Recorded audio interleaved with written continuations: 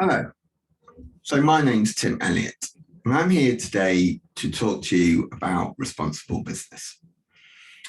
Now, responsible business may be a new term to you, may not be a new term to you, but it's where I focus my energy. Let me give you a little bit of context. So one of my roles in life is with a brilliant organization, a global human-centered design agency called the Spill Team, based over in the States, but they're people all around the world through Colombia, Kenya, China, the UK, Europe, and of course, America.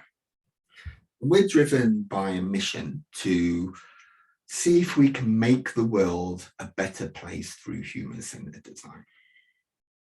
So human-centered design is a way of thinking and doing that helps shift the thinking culture within organizations, within teams, about the challenges and opportunities they face.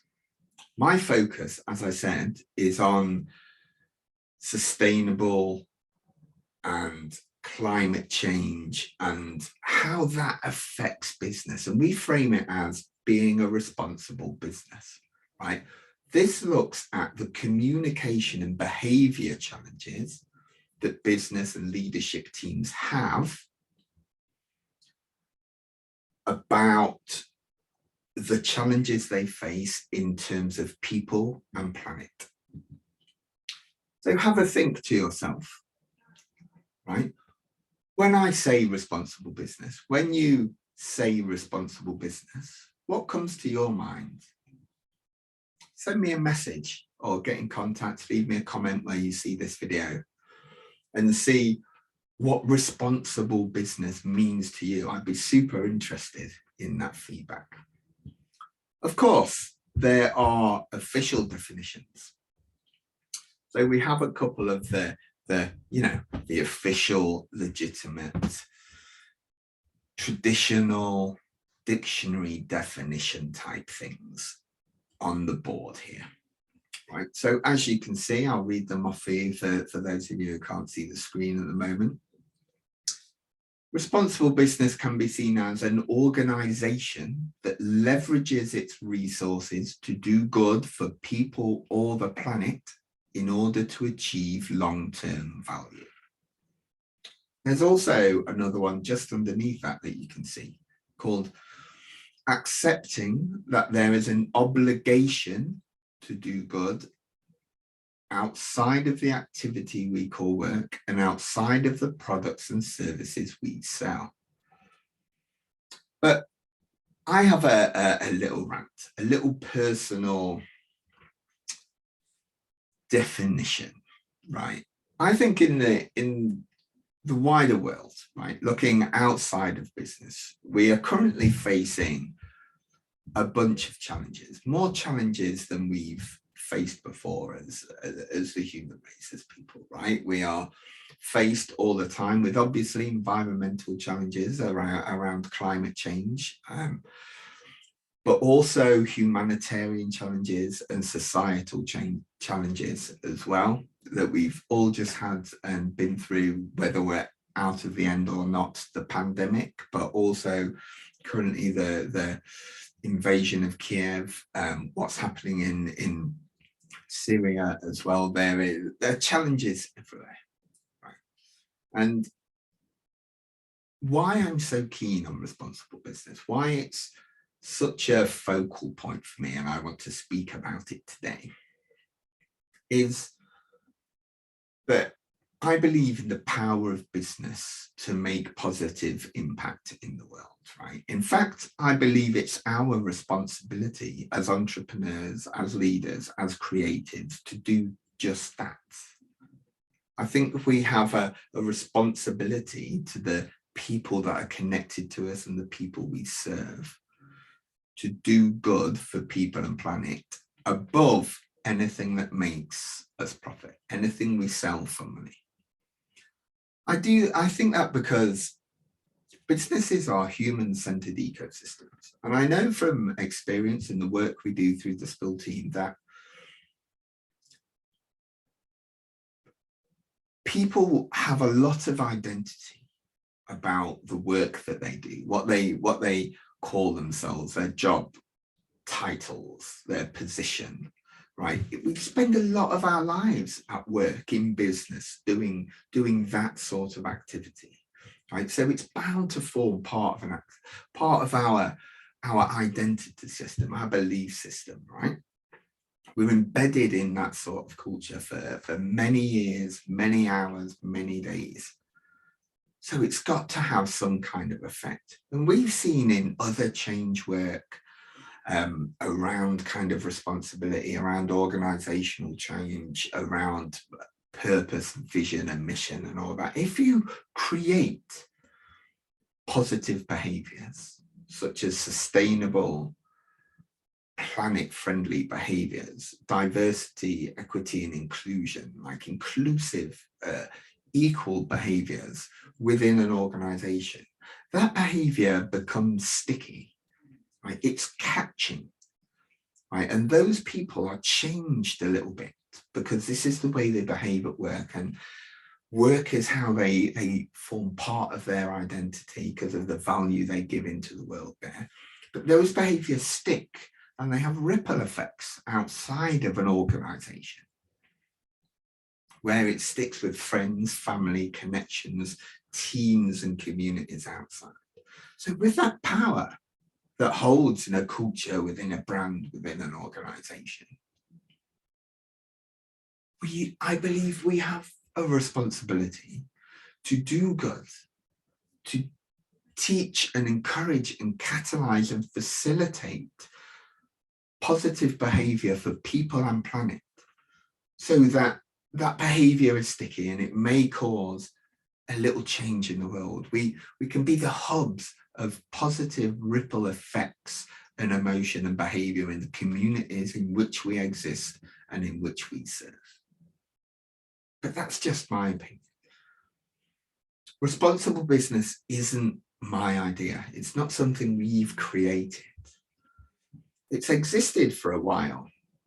So I want to take a look back to move us forward into what responsible business is, to understand the status quo before we can make any responsible, sustainable, strategic decisions.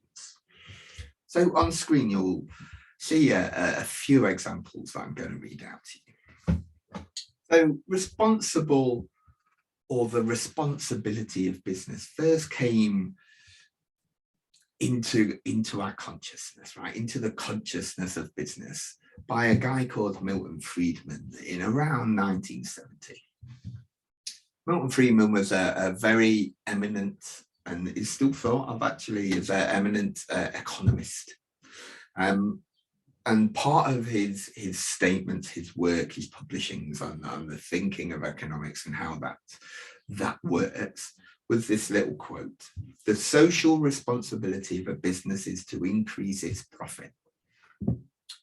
Right? And that's where this all started. And that dictated the way we think about economics and business for decades. Through the 80s, you can read about Jack Welch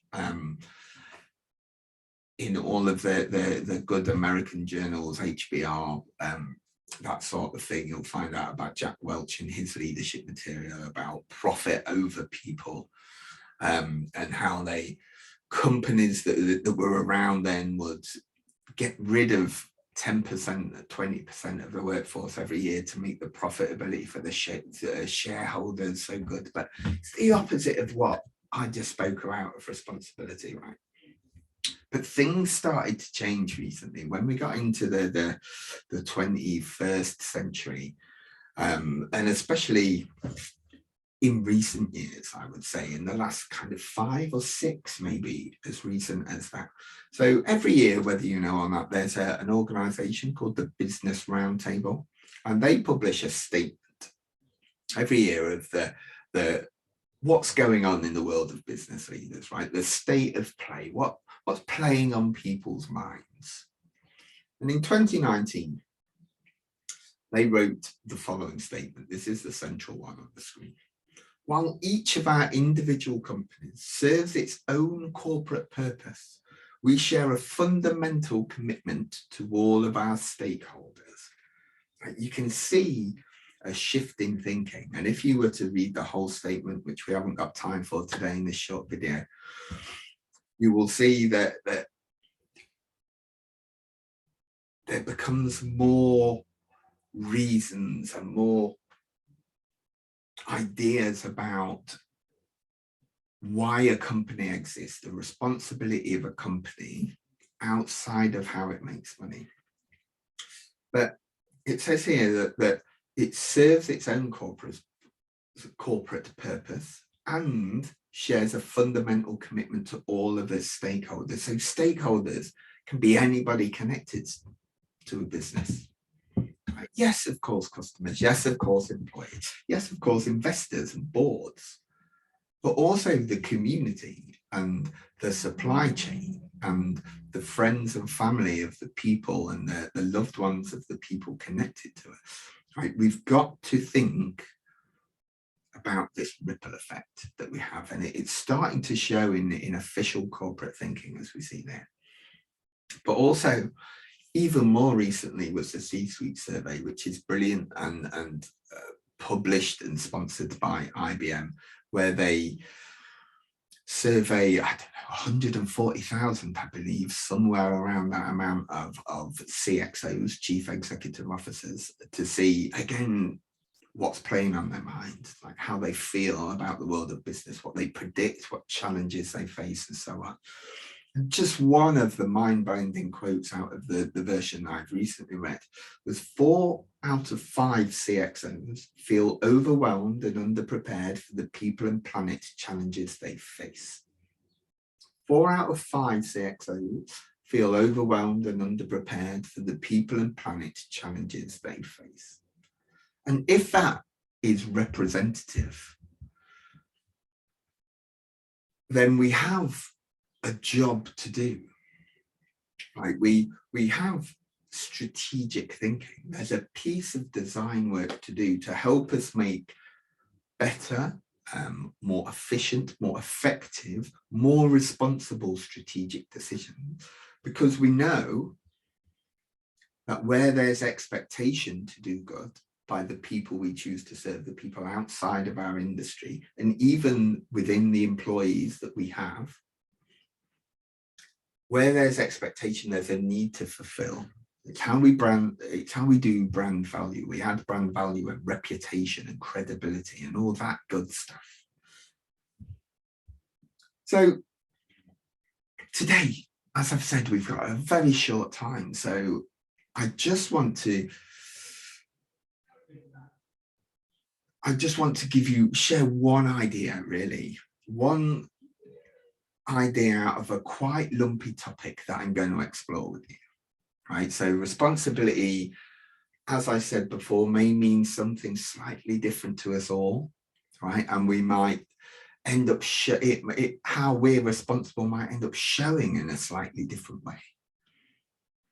But I want to give you a couple of little tools today, a really simple overview that hopefully you can take away and start to make more responsible and become more responsible brands and decisions. So that is the lens of responsibility. So I love the idea of looking at your brand or your challenges or your organization you face through different lenses, right? It's true perspective taking. It needs all those strategically empathetic skills we all have, but few of us choose to use. It helps us see other worldviews. So worldviews is a thing that I want to stop and focus on, right? I want to go a little bit deeper in now. And there are 3 that I want to share.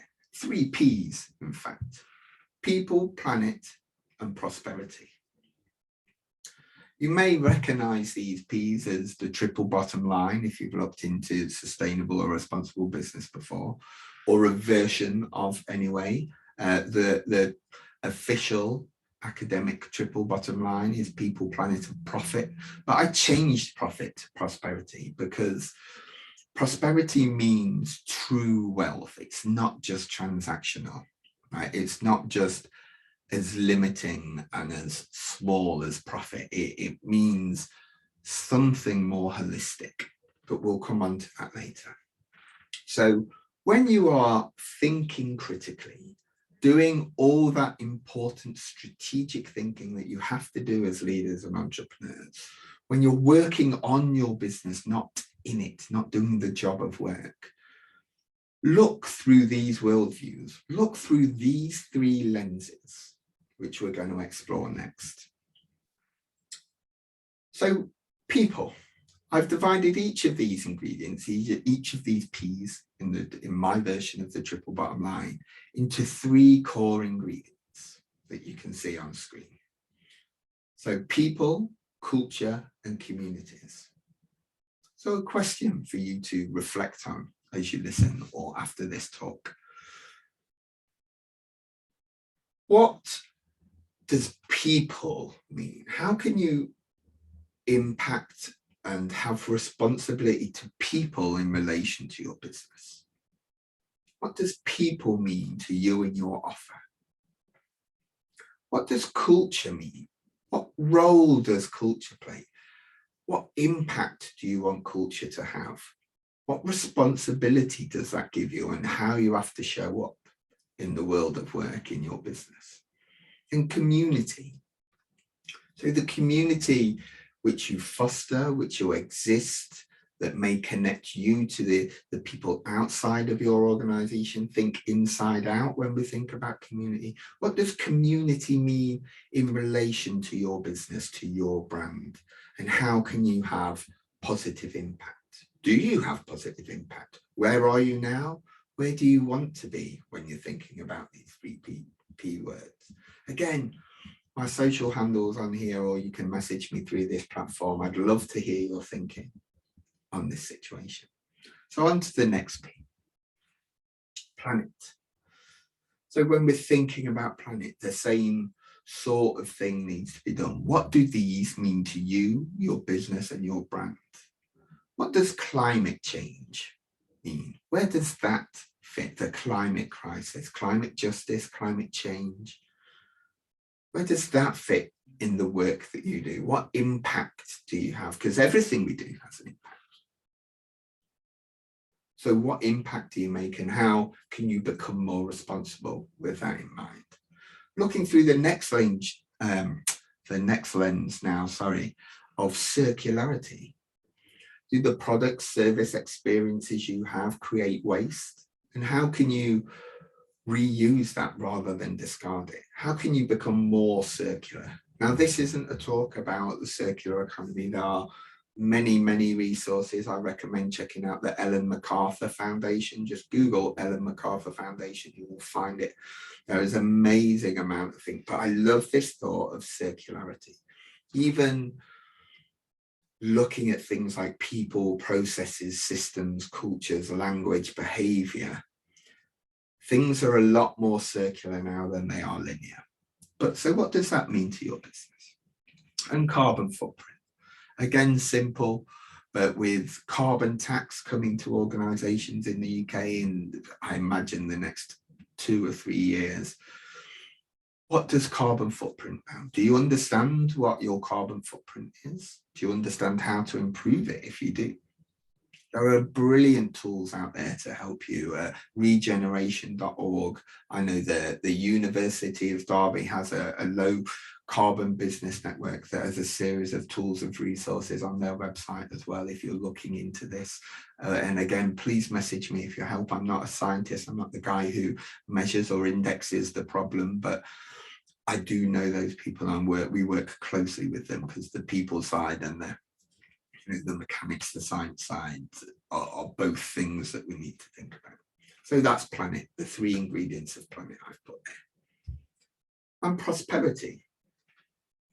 So prosperity, think abundance, right? So an ingredient of prosperity is abundance. It's growth, but as I said before, think wealthy, think thriving. How do you need to prosper, need to grow, to actually thrive in your business? It's not going to be just related to money. although that is obviously important. Cash is king, right? But how do you become wealthy? What does the ingredients of thriving or abundance look like in your organization? And then take a slightly different lens and look at affinity. Right? How do you become known and liked? We're talking about real brand value and reputation here. Right? What position do you hold in the market? What share of market? What share of voice? What brand value do you communicate, or do you want to communicate to the world? And how does that, what promises should your brand make to increase that, to deliver to the people you choose to serve? And of course, sustainability.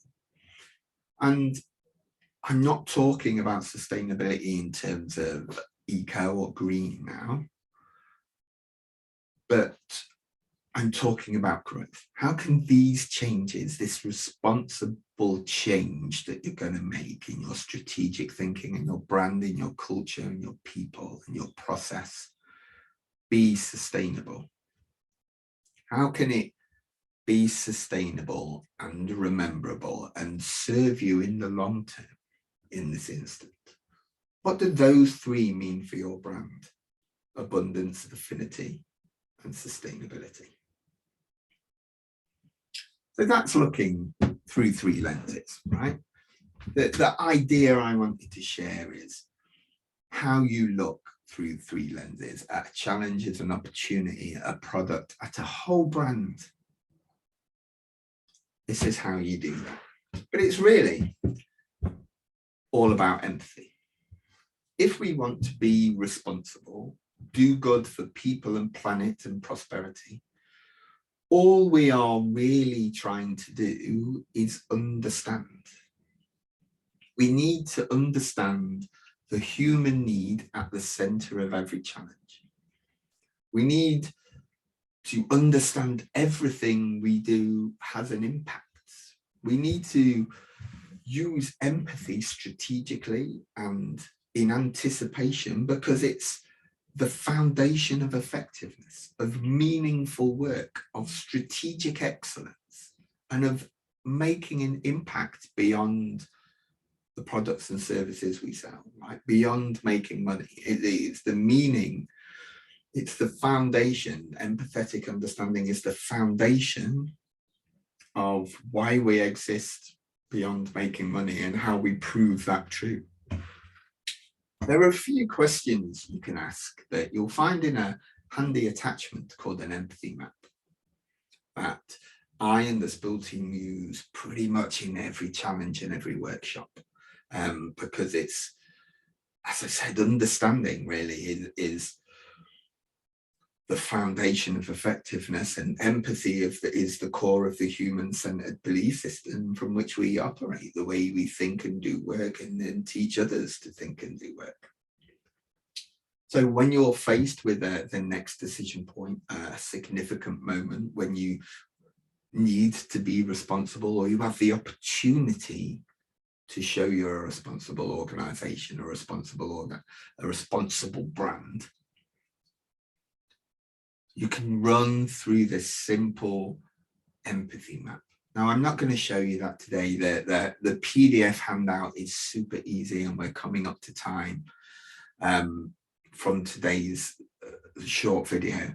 But the instructions there of how to use the map, there's the canvas itself, but print a few off or electronically work with the PDF and have a go at it and use it for some past situations. You'll learn to put in a situation or a thing that you're pointing the empathy at, that you're using this strategic empathy to understand about. Like, you've got an area there to build a picture, so you keep the persons or the people in mind who that is going to benefit from this situation, who the key person is in this situation. Then a series of questions to help you really understand empathetically and be able to make more responsible choices. So thank you. Again, I know this isn't live, but I would love to hear your questions. My social media handle has been on all the sides at Tim Elliott UK. You can reach me at tim@spillteam.com or through spillteam.com, the website. But thank you. I look forward to hearing any questions that you may have.